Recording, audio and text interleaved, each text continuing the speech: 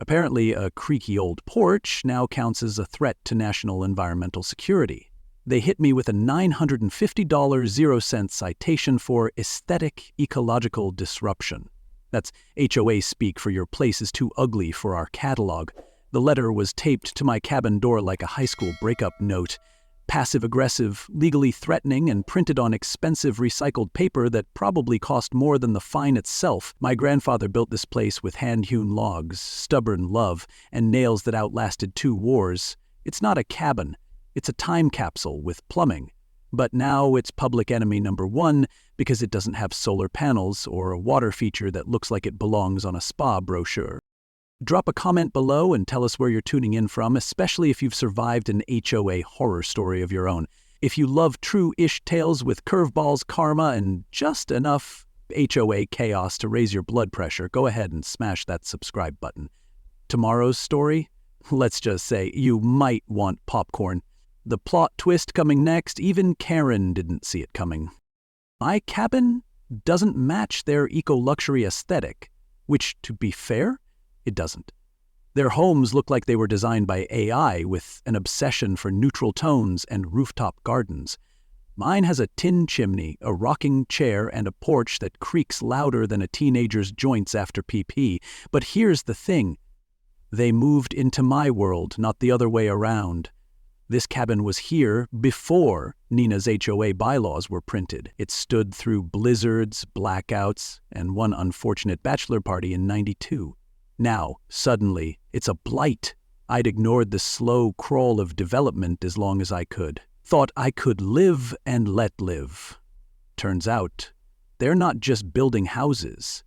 They're erasing history with granite countertops and Bluetooth-enabled compost bins. So I did what any rational man does when cornered by bureaucracy.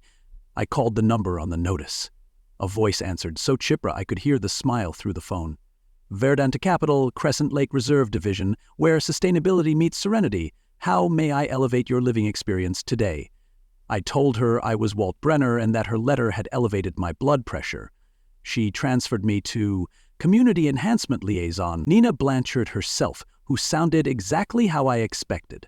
Confident, sugar-coated, and sharpened underneath like a honey-glazed dagger.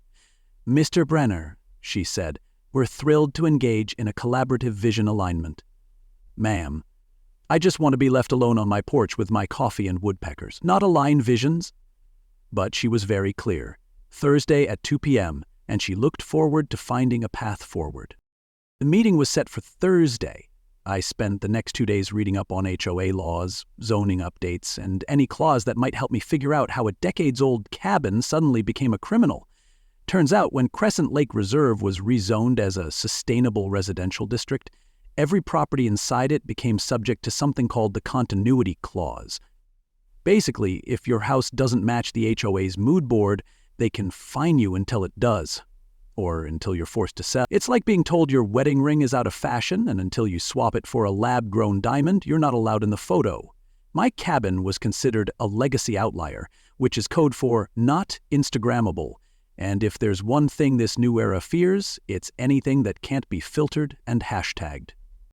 On Thursday, I walked into their Sustainability Center, which used to be the town's bait shop and now looks like an Apple store mated with a meditation spa.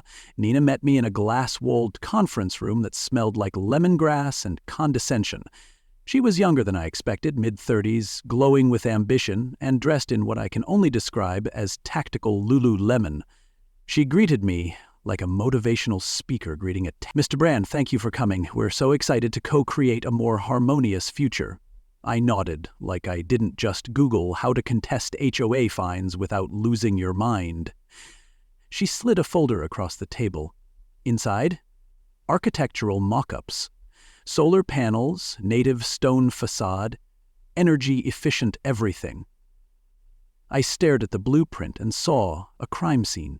My cabin, my grandfather's walls, my parents' engagement story, the creaky floorboards where I danced with my daughter Lana the week after my divorce, all erased. Renovation, Nina called it, but it looked more like demolition dressed in a pantsuit. I asked her, what if I don't want to change anything? Her smile didn't budge, but her eyes blinked a little slower. Then, Mr. Brenner, we'll have to explore enforcement options through the Community Standards Panel. We really do hope it doesn't come to that. That was the moment I realized I wasn't just dealing with a pushy HOA president. I was sitting across from someone who could quote sustainability metrics like scripture and use them as a weapon. Crescent Lake Reserve wasn't a community, it was a brand. And Nina Blanchard wasn't protecting the lake, she was curating a lifestyle magazine. My cabin wasn't an eyesore, it was a liability, a wrinkle in her perfectly ironed utopia.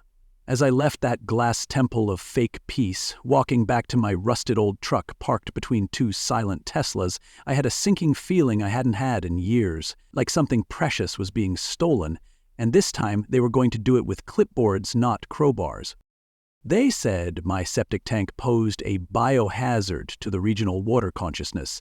Not contamination, consciousness. That's the level of mystical nonsense we're dealing with. I read the letter 3 times just to make sure it wasn't satire.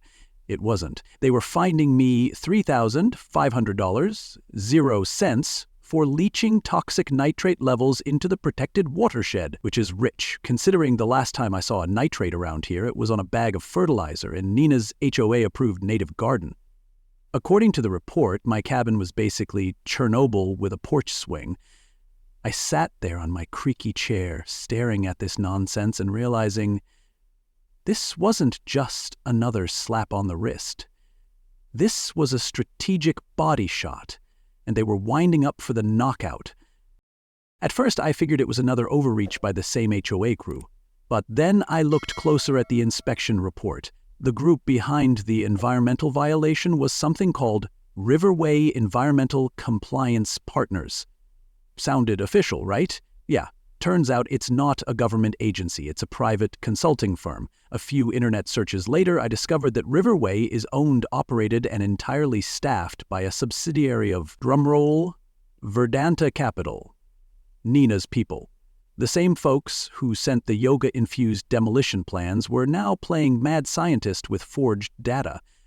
I'll give them this, it's efficient. Why buy people out when you can just label their plumbing an ecological crisis and hit them with 5 figures in cleanup costs?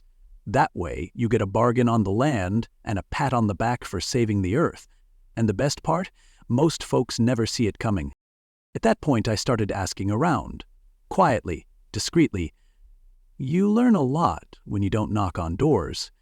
Just linger long enough near the community bulletin board with a cup of coffee and a listening face. Turns out I wasn't the first target. In fact, I was number 11. The Hendersons? Cited for non-natural nationals. Cited for non-native plants affecting bee migratory behavior. The Kowalskis? Cited for roof glare interference. Yep. Apparently their shingles were reflecting too much sunlight, disrupting the neighborhood's solar balance. These weren't violations, they were eviction notices dressed up like conservation. Each family was hit with fines, opportunities to comply, and eventually the same buyout offer wrapped in a ribbon of environmental buzzwords. It was like watching a magic trick.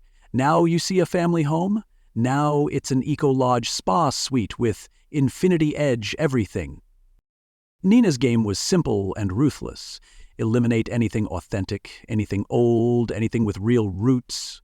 Replace it with uniformity disguised as sustainability. The goal wasn't preservation, it was perfection.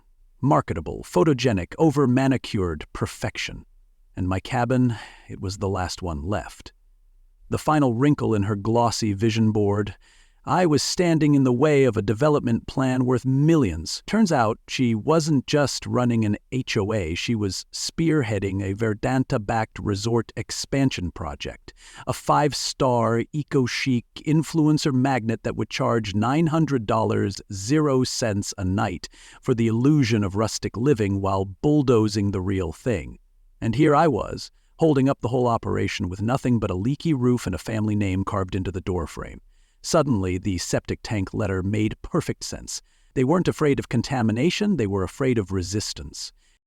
But here's the thing, I don't scare easy, especially not when someone's playing dirty with fake science and corporate muscle. I started digging deeper, not just online, but through county records, property transfers. Every time Verdante filed a compliance initiative, a property changed hands. Every time someone got hit with a mysterious fine, an architect showed up the next week with blueprints for a lakeside retreat. Nina had created an ecosystem, all right, but it was one fueled by pressure, paperwork, and profit margins. They called it sustainability. I called it a land grab dressed in linen. The more I uncovered, the more personal it got, because every time I saw a family name on a transfer deed, I imagined the moment they gave up, the moment they packed up their memories because the paperwork got too heavy, and I realized I was the last one still standing, which meant they were going to hit me harder than anyone before me.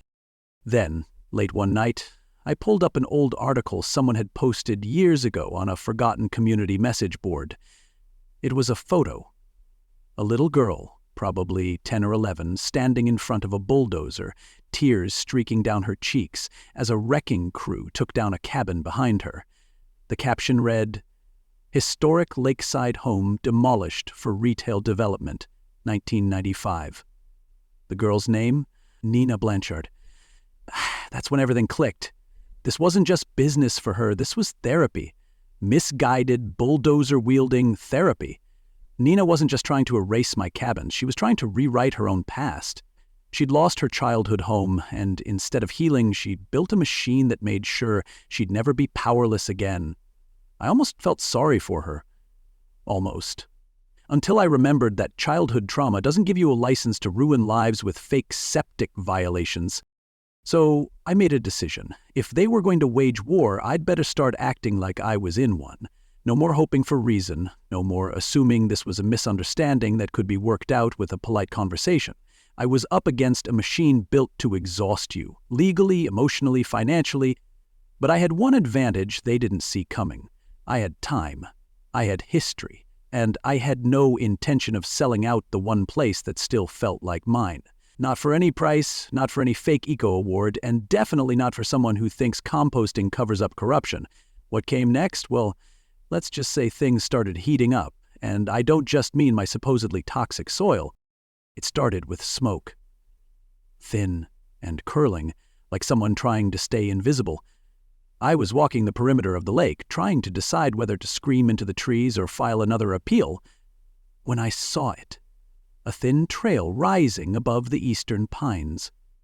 I'd walked this lake since I was 5 years old and never noticed anything over there except deer and discarded HOA brochures. But that smoke was coming from a chimney, a small one, Curiosity 1. I followed the smell of burnt coffee and oak until I reached a cabin that looked like mine's quieter, more paranoid cousin. Smaller, tucked in, half hidden under a tarp of pine branches. The porch sagged with history and rebellion. I knocked once.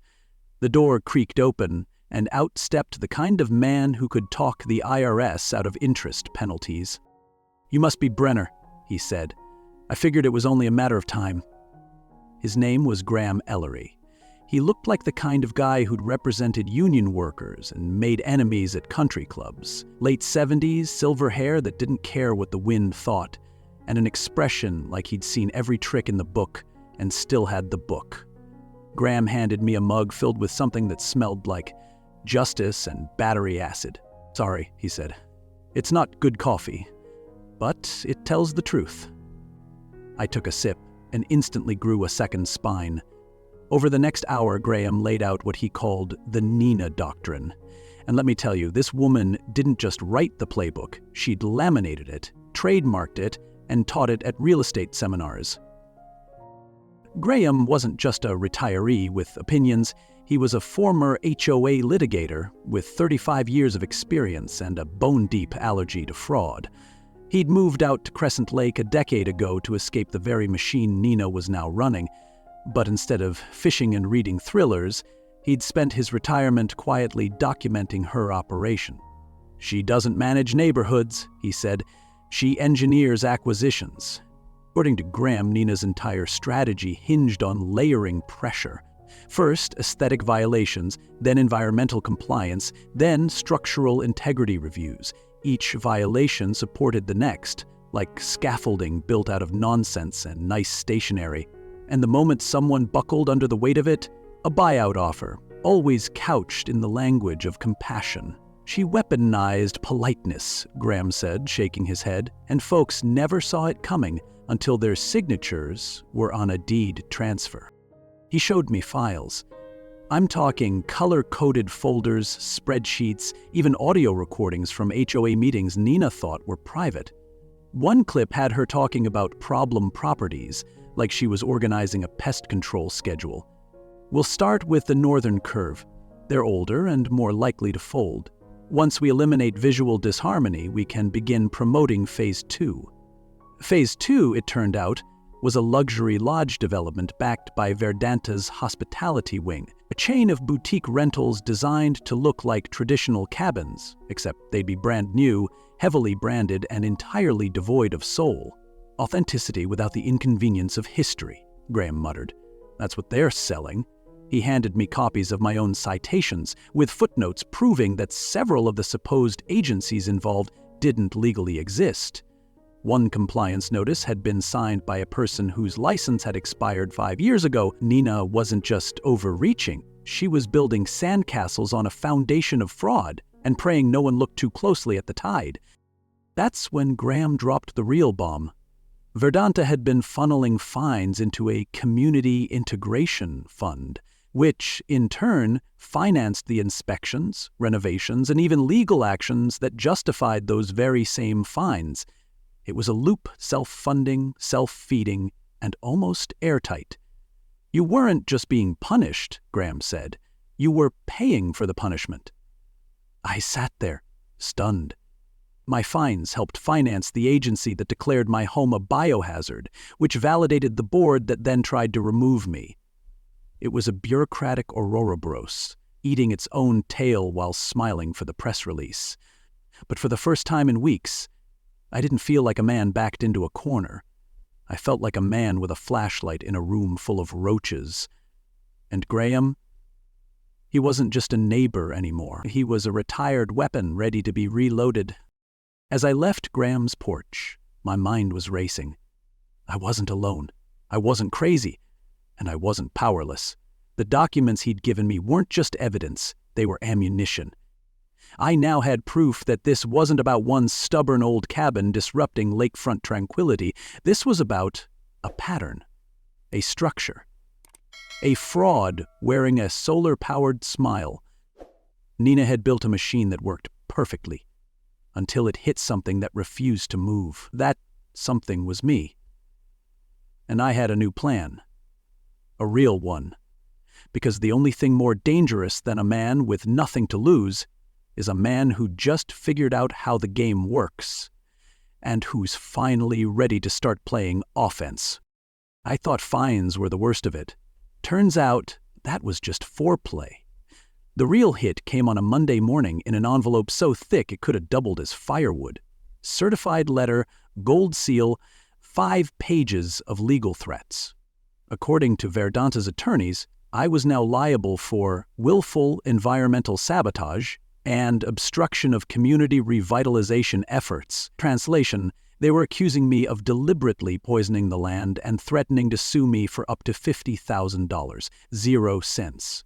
Oh, and they also suggested I'd be reevaluated as a fit property owner, citing my divorce and previous signs of emotional distress as a red flag. That's when I realized we weren't playing HOA bingo, we were playing chess with a shark. And this shark, it didn't just want my land, it wanted to gut my name and drag it across the neighborhood newsletter. I could have laughed if I hadn't been halfway to a panic attack, because tucked between the legal jargon and signature lines was something nastier. They'd gotten hold of court records from my custody proceedings with Sophie, my daughter.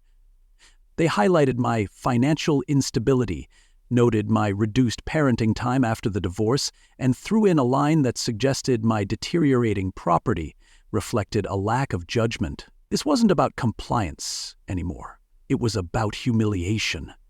They were trying to turn my family into leverage. I stared at that paragraph like it had teeth, and for a minute I actually considered folding. Not because I was scared of the money, but because I didn't want Sophie caught in the middle. That's how they get you, not with bulldozers, but with fear dressed in Times New Roman. But life's funny. Just when I was ready to wave the white flag, Sophie called. She'd heard about the HOA circus from her mom's cousin, who'd seen a post online. She asked if I was okay, and before I could lie, my voice cracked. I told her the truth, that I was trying to hold on to the only place that still felt like home, but it was starting to feel like quicksand. There was a long pause on the line, and then she said, "You taught me that sometimes doing the right thing feels awful at first, but it matters in the long run." That hit harder than any letter could. My daughter, 16 and wise beyond her years, reminded me that dignity doesn't come easy. It's fought for. That phone call didn't fix everything, but it flipped a switch. I wasn't just defending a cabin anymore, I was defending a legacy. And I was done playing defense. I called Graham, told him I was ready to go full throttle. First stop, the county registrar's office. I began the process of applying for state historic designation, the one thing that could place my property outside HOA reach entirely. Turns out my cabin was one of the last intact examples of mid-century lakeside construction in the region. The logs were original. The joinery matched the architectural style protected under the Historic Preservation Act. I had documents. I had blueprints. And now, thanks to Graham, I had legal precedent. Filing those papers felt like nailing a flag into the ground. It wasn't fast, it wasn't easy, but it was official, and the second that application went in, Nina's options narrowed. That was the first time I felt the tide shift, and it felt good enough to taste. Then something even better happened. I started hearing from other families, the ones who'd been pushed out before me. The Hendersons, the Kowalskis, even old man Dunlap, who'd moved to Idaho with nothing but his dog and a grudge. They'd seen word of my fight in the local forums and quietly reached out. Turns out they'd all been slapped with similar bogus violations. And they'd kept records, citations, letters, absurd quotes from fake inspectors who claimed that lawn chairs were permanent fixtures and therefore subject to permits. One woman had even recorded a call where a board member said, "You can either fix the house or let us buy it. Those are your two options." What had once felt like a lonely war suddenly became a pattern. A map, a playbook, written in stolen addresses and buried shame. And now we were putting the pieces together. As I stood on my porch one evening, flipping through affidavits and evidence like puzzle pieces, I realized something. Nina had underestimated us. Not just me, but every quiet family she'd cornered. Every aging veteran, retired teacher, and single parent who'd been squeezed out in silence. Her empire looked bulletproof because no one had ever fired back. But now the silence was broken. And the armor? Well, it was starting to crack in places. I didn't know how this would all end, but I knew one thing for sure. The next move wouldn't be hers, it would be mine. And this time I wasn't swinging with emotion, I was swinging with facts, files, and the kind of quiet fury that builds momentum like a storm, rolling in slow and loud. We walked into the Crescent Lake clubhouse like we weren't supposed to be there, which technically we weren't.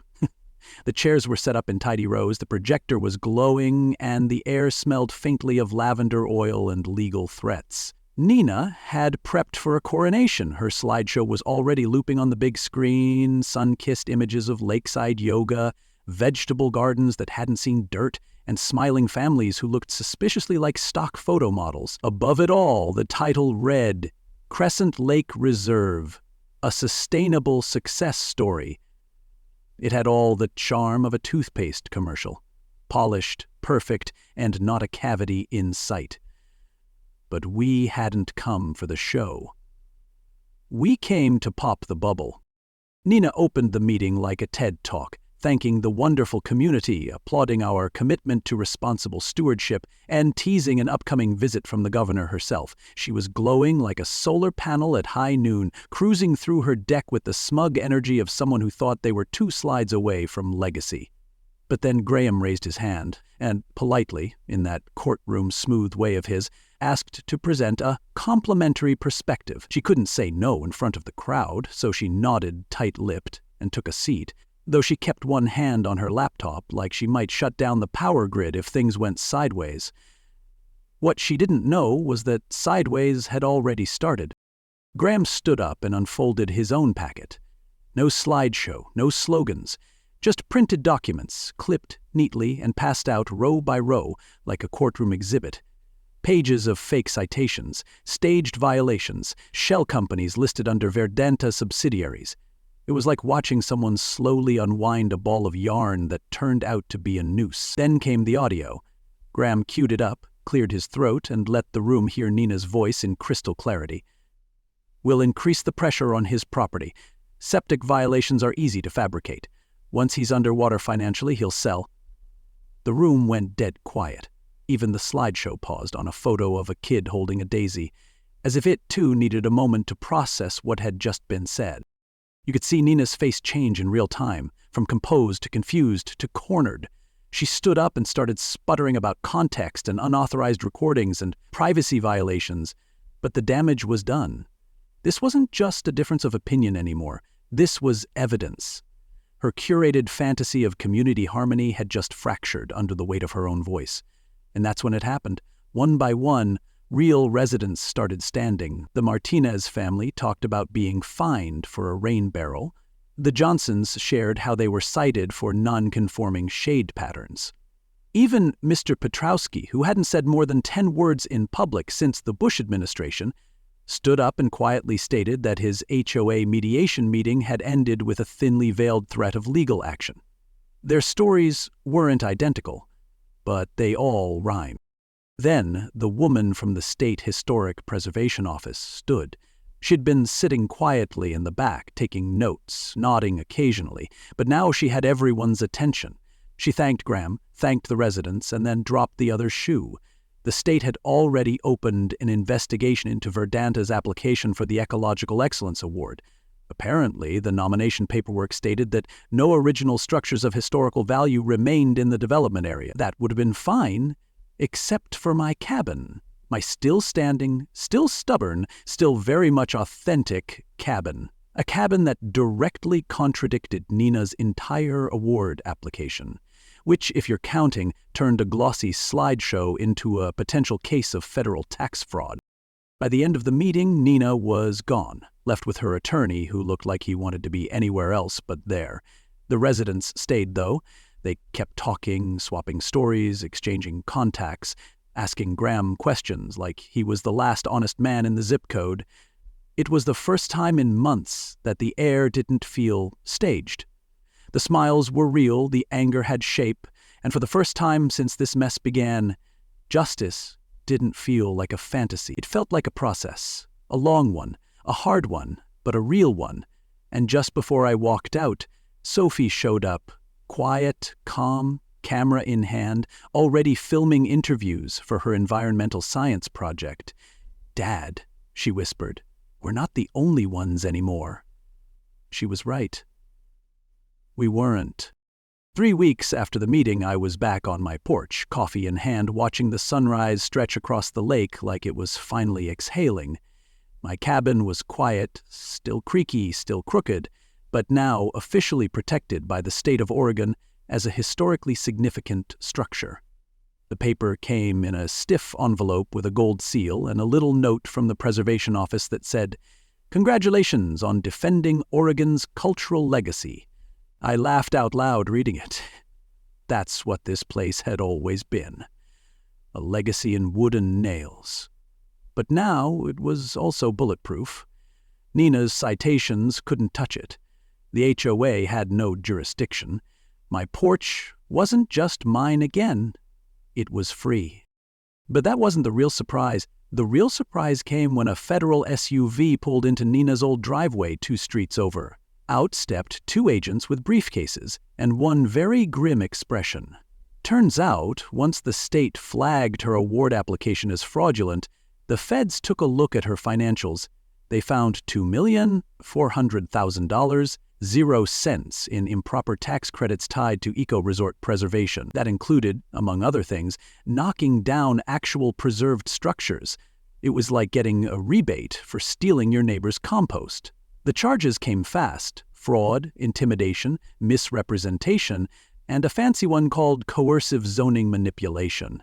By the end of that week, Nina was photographed in handcuffs outside her glass-walled office, still wearing her Breathe Intention hoodie. Little dramatic, maybe, but after what she put this town through, I'd call it poetic symmetry.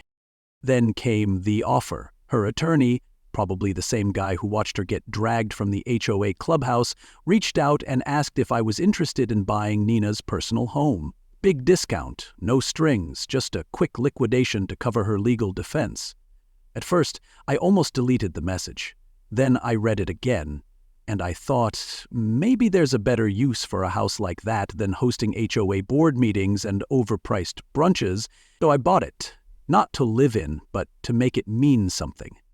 We gutted the kitchen, cleared out the yoga studio, and turned every inch into a space for something called the Memory House, a place where kids from low-income families could come spend the summer learning real environmental stewardship, how to build with their hands, fish with care, and tell stories that matter.